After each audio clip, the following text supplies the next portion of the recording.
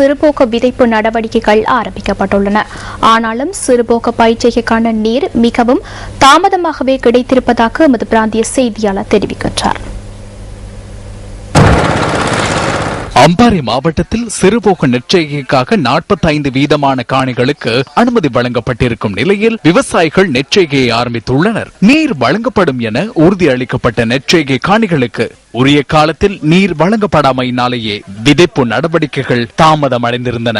அம்பாறை மாவட்டத்தில் சுமார் 1,20,000 ஏக்கர் காணிகளில் சிறுபோகத்தில் நெற்செய்கை மேற்கொள்ளப்படுவது வழமையாகும். இந்த மாதம் 5ஆம் தேதி முதல் சேனநாயக்க சமுத்திரத்திலிருந்து குறித்த நெற்செய்கை காணிகளுக்கான நீர் திறந்துவிடப்பட்டு வருகிறது. 19ஆம் தேதி தண்ணி வந்து 20ஆம் தேதி கடைகளில் வச்சு முடிக்கணும். என்ன நாங்க தண்ணிக்கு என்ன செய்யுது?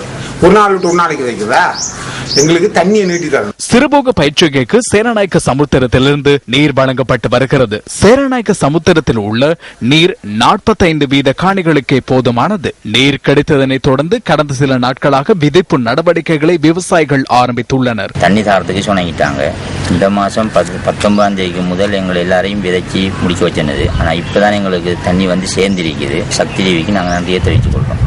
இதன்படி மாவட்டத்தில் உள்ள நெற்செய்கை காணிகளில் 55,000 ஏக்கர் காணிகளில் மாத்திரம் பயிற்சிகை மேற்கொள்ளப்படுகிறது. முக்கியம் தொடர்ந்து வந்தாதான் விவசாயம் செய்யலாம். விவசாயம் செய்யறதுக்கு பாக்கியில தண்ணியை நீங்க இப்படி கட்டுப்படுத்தினா அந்த விவசாயம் செய்ய முடியாது. தொடர்ந்தும் தமக்கான நீரை வழங்க வேண்டும் எனவும், அல்லாதபடின் தமது நெற்செய்கை பாதிக்கப்படும் எனவும் விவசாயிகள் அங்கலாய்க்கின்றனர். உங்கள் வாழ்க்கை எங்கள் செய்தி.